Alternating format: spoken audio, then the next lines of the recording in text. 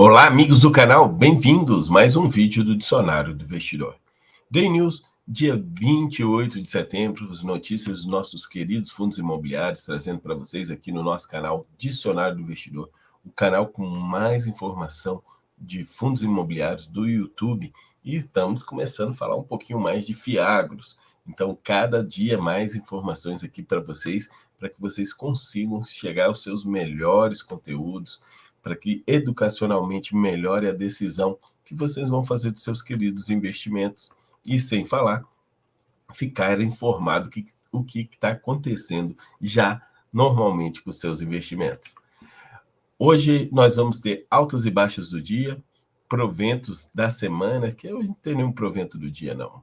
Fatos relevantes, relatórios gerenciais e comentários do Kiko. Vou pedindo para vocês deixarem aquele like, para que o YouTube saiba que vocês estão gostando do conteúdo entregue aqui e que possa também divulgar para mais pessoas. Vamos ver se o canal cresce um pouquinho agora, aproveitando mais o embalo. Apesar da grande produção de vídeos do canal, o canal vem andando meio de lado, mas acredito eu que é aquele andar de lado para logo dar aquela disparada, igual o Bitcoin faz de vez em quando. Pelo menos aqui não cai. Já está de bom tamanho. Eu aviso a vocês, esse vídeo não é uma recomendação de investimentos. Os ativos citados não podem ser considerados indicações de investimento. A responsabilidade de escolha de ativos é do próprio investidor. Rentabilidade passada não é garantia de rentabilidade futura. Pessoal, existe aquela velha palavra que eu adoro, não me segue não, que eu estou perdido. Porque é o seguinte, o caminho que eu sigo pode não ser o melhor caminho que você quer seguir também. Então, muito cuidado. Não considere nada aqui como uma recomendação de investimentos. Altas e baixas do dia. Gente, cada vez mais distante dos 3.000 pontos. Outro dia de queda, segundo dia consecutivo na semana de queda para o IFIX. 2.979 pontos, caiu 0,16%. Kiko, mas por que você acha que está caindo? Caramba, eu nem sei dizer por quê. Nós temos momentos aqui no Brasil da eleição brasileira, eleição para presidente, eleição para o governo, eleição para os nossos representantes. Nós estamos tendo um momento internacional muito cauteloso. Nós temos a dívida brasileira crescendo bastante devido à taxa de juros Selic, que é muito, também a dívida em cima de muitos auxílios. Não anda a proposta da reforma tributária, não anda. Então, fica muito complicado para o investidor vir para o Brasil sem saber o que pode vir para o futuro. Apesar de no médio prazo, a partir de 2, 3 anos, eu enxergo um futuro muito melhor para o Brasil, independente das eleições. Eu enxergo que vai melhorar, que nesse momento agora é casual, ainda é recuperação da pandemia, recuperação dessa guerra que está acontecendo, a não ser que aconteça mais coisas novamente, pode vir, que no mundo, no Brasil, de tudo acontece. Mas ainda acredito que possa melhorar agora, a curto prazo, temos ainda muita coisa para passar. Então, vamos mantendo as nossas reservas de oportunidade, vamos indo investindo para aproveitar melhores momentos. Ainda 2.979 pontos é interessante, 3.000 pontos é uma barreira muito forte.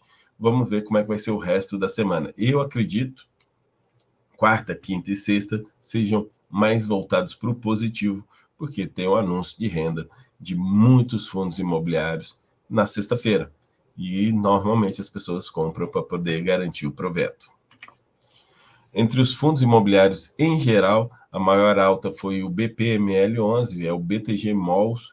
Esse aqui é o fundo dono do Shopping Center Capim Dourado, aqui na minha cidade de Palmas, subindo 6,05%. Ele também tem vários outros shoppings, eu lembro desse.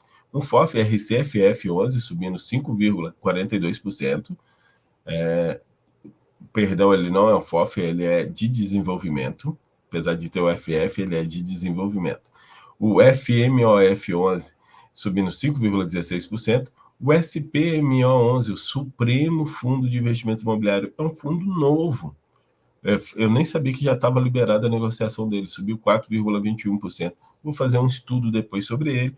O NSLU 11 continua grande, firme na pegada de alta, aí 13,55%. Um dia desse estava 140, agora já está 183. E o SCPF 11, que um dia desse estava lá na casa dos R$5, quase 4, agora já está R$ 6,24, subindo 3,31%.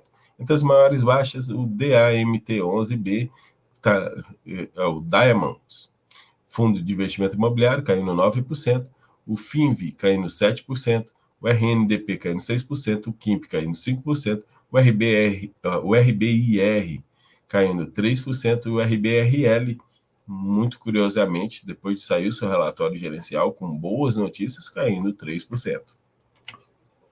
Entre aqueles fundos imobiliários que participam do IFIX, a maior alta é do NSLU11, de 3,55%, HSLG, um fundo imobiliário interessante, logística com bons imóveis, para dar uma estudada aí, HSLG11 subindo 2,62%, já está ficando até caro, né? Era interessante quando ele estava na casa de R$80.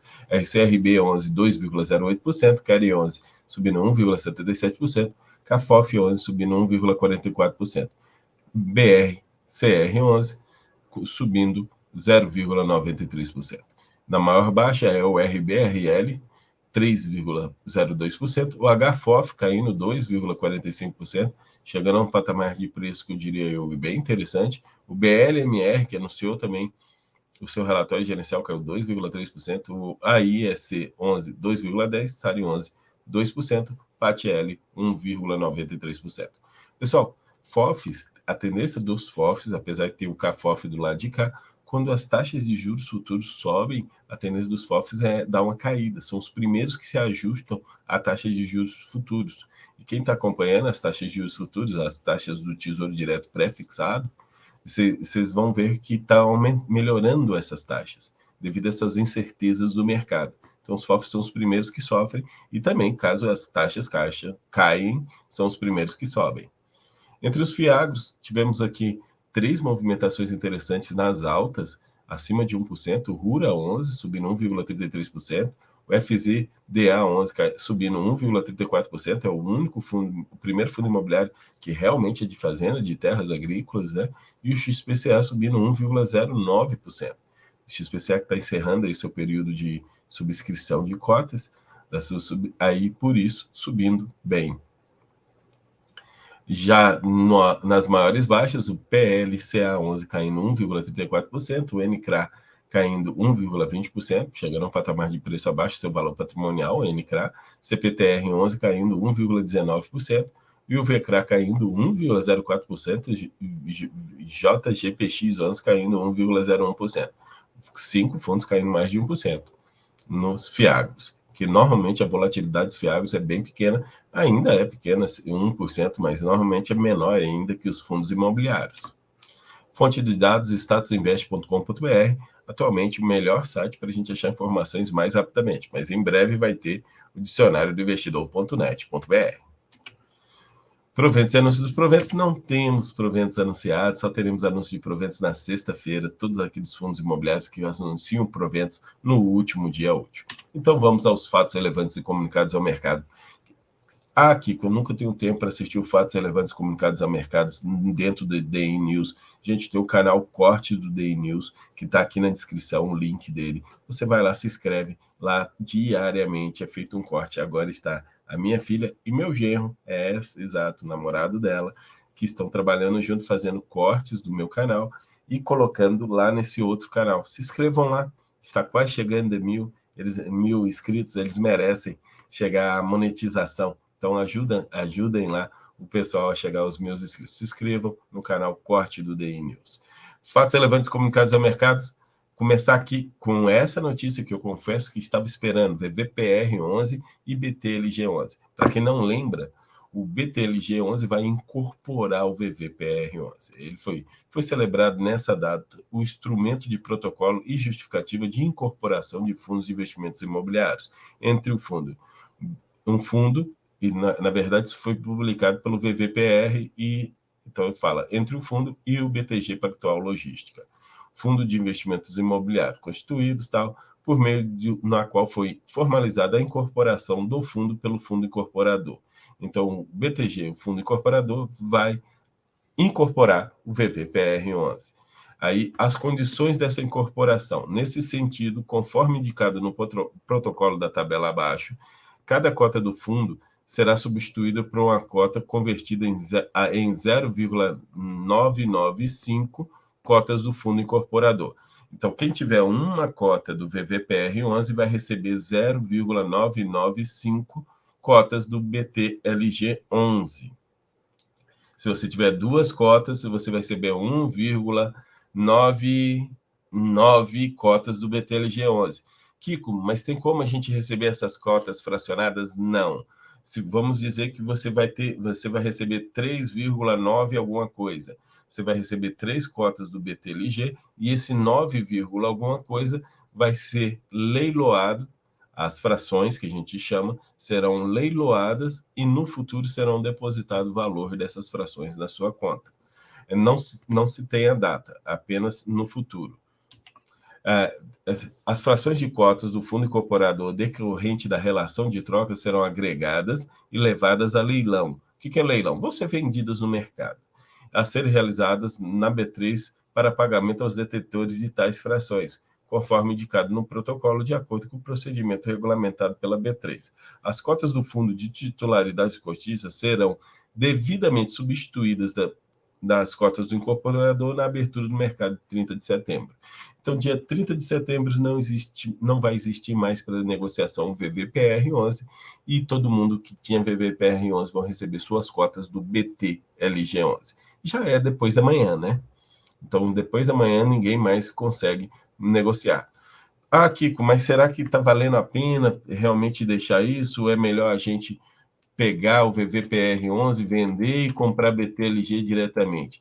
Pessoal, o VVPR11 que está R$ 101,94 e o BTLG está R$ 103,95, hoje, aí eu vou dizer uma coisa que eu faria para não ter dor de cabeça. Eu venderia todas as minhas cotas de VVPR11 e compraria cotas do BTLG11. Por quê? Em termos de ganho, não vai significar quase nada de diferença. A única coisa para eu não ter que ficar esperando essa fração vir aí pela frente. Porque agora eu já resolvo agora o problema. Mas isso é de cada um.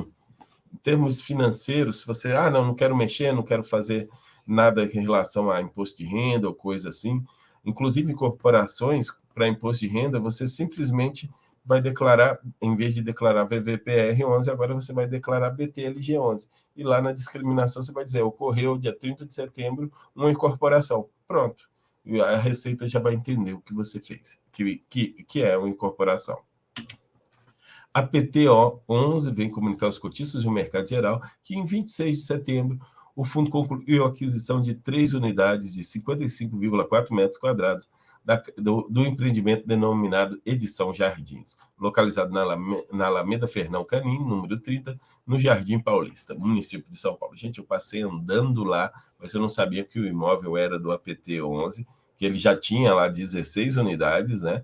Agora ele passa a ter, nesse mesmo local, 19 unidades, e é um imóvel residencial.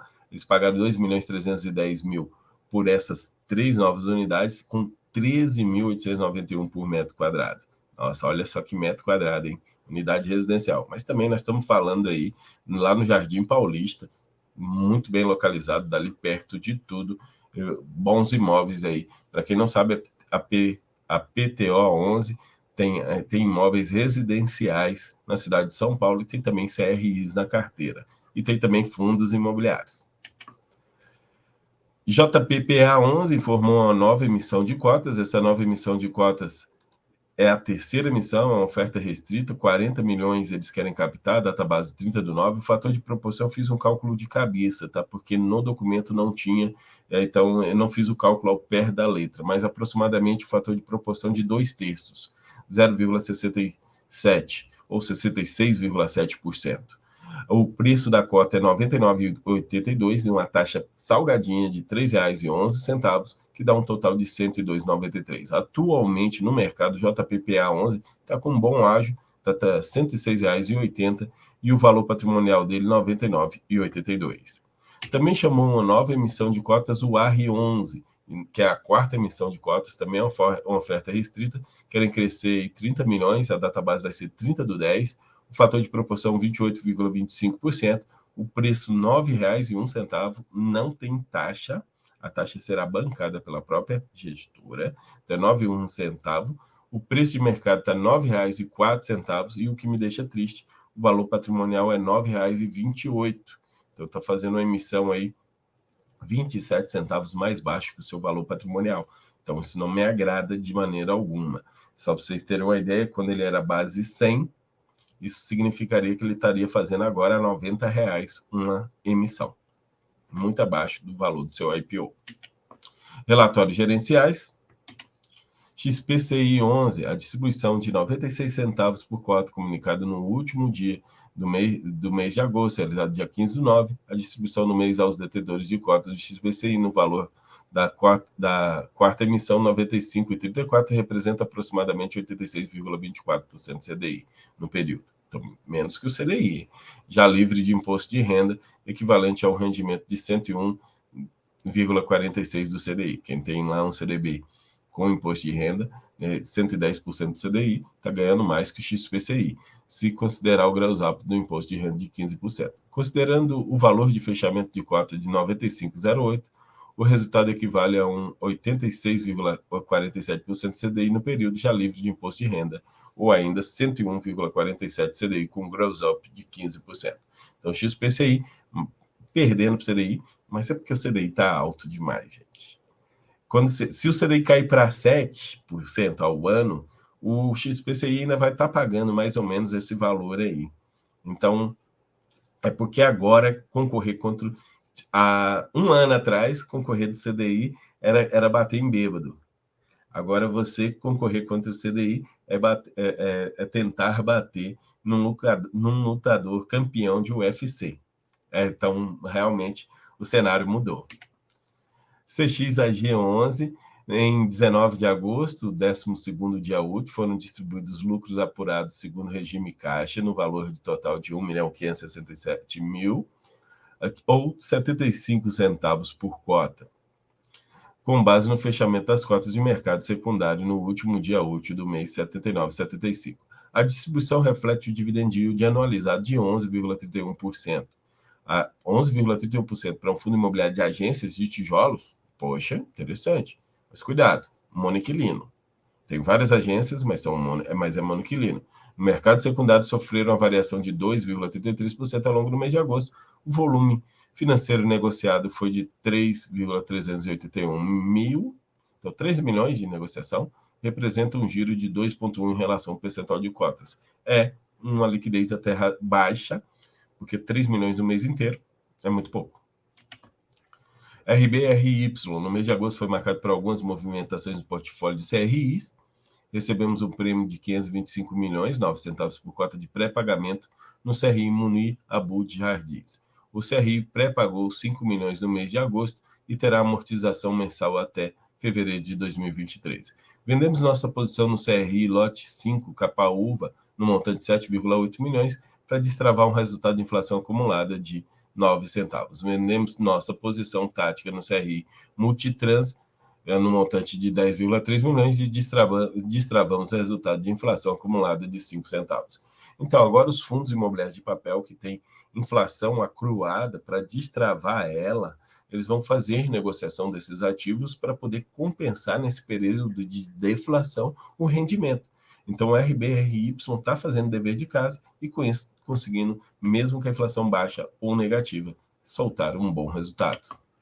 RBRL, como os principais eventos de agosto, podemos destacar recebimento do aluguel referente a julho reajustado por IPCA de um dos locatários do RBR Log Hortolândia 2, conforme mencionado na sessão anterior, antecipamos da quitação de 2 milhões da parte das obrigações a prazo pelo fundo.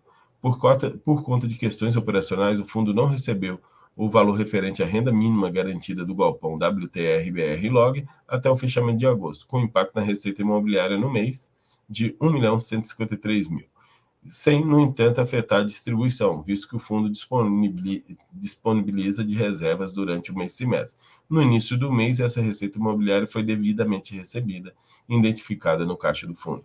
Então, a RBRL teve uma inadimplênciazinha, mas já foi resolvido, mas isso não impactou em nada na distribuição de dividendos e também não vai impactar na próxima. BLMR11 é o Blumenau, é Renda Mais, o Renda Mais segue bem posicionado para capturar novas oportunidades e renovar suas teses quando necessário. O Renda Mais fechou o mês com um retorno patrimonial de 7,92% contra 5,76% do IFIX. Então, os ativos que ele investe valorizou 7,92%. O dividend yield foi de 11 do mês foi de 11,75%, o rendimento de 0,075 por cota. E fechamos com resultado com 0,79. Então, eles ainda guardaram um pouquinho de reserva, né? E de lucros que deverão ser distribuídos nos próximos meses. Eles fecharam o mês com 7 centavos de lucro guardado. Não houve mudanças relevantes nas posições do fundo no mês e anunciamos uma distribuição de 0,075 no mês de competência de agosto, que representa um dividend yield de 11,75, parece que ficou meio dobrado, né? Nossas expectativas é de manutenção de dividendo acima de 7 centavos até o final do ano. O fundo fechou o mês com a cota patrimonial de 8,49, com retorno patrimonial de 6,98% em relação ao valor da cota patrimonial de julho. MCHF11, outro fundo aí, base 10, que tem um multi-estratégia, tem fundos investidos e agora tem algumas CRIs.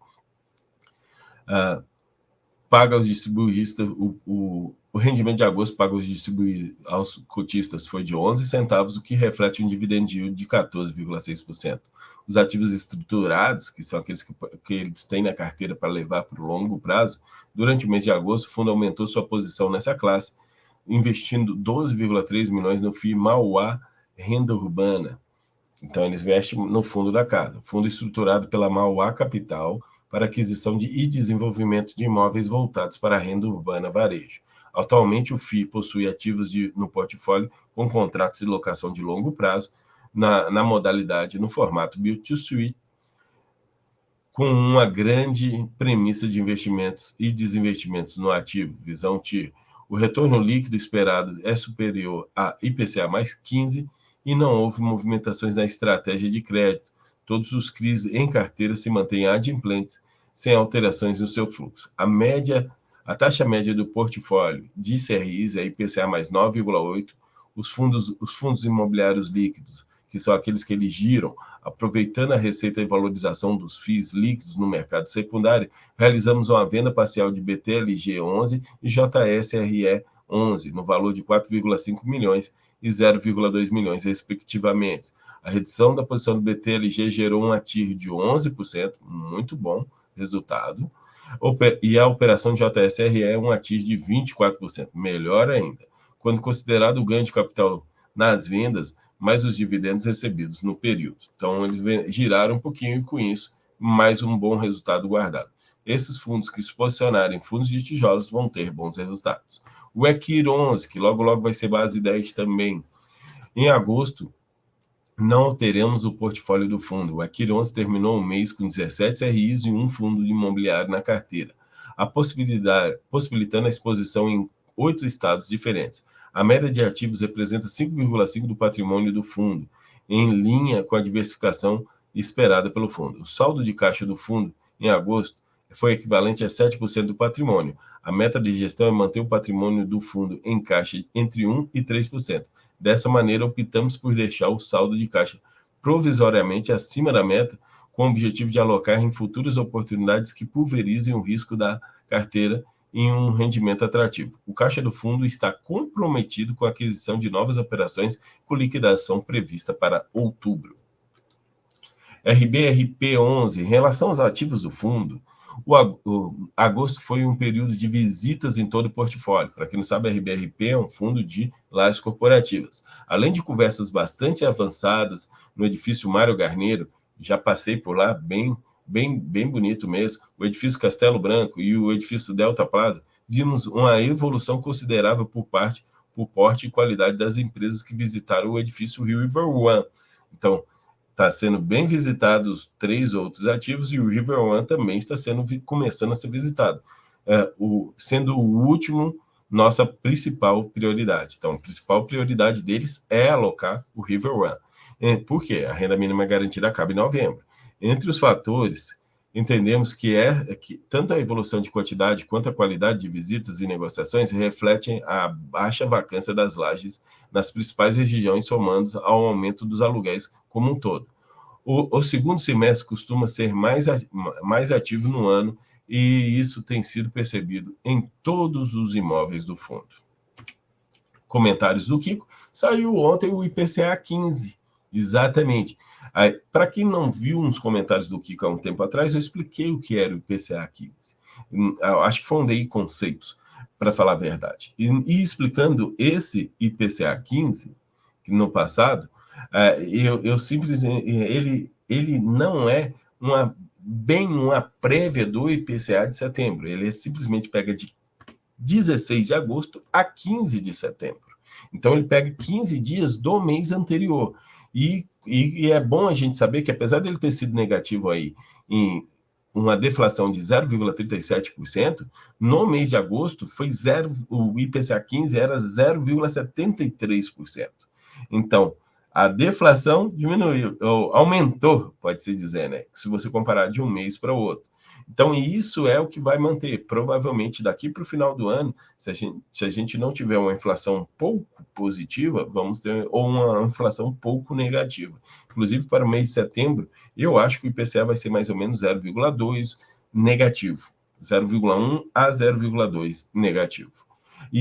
Mas não podemos deixar que isso aí, para a pessoa deixar bem claro, essa última frase, o IPCA de agosto, que havia ficado em 0,73, menos 0,73, é a menor taxa em mais de 30 anos.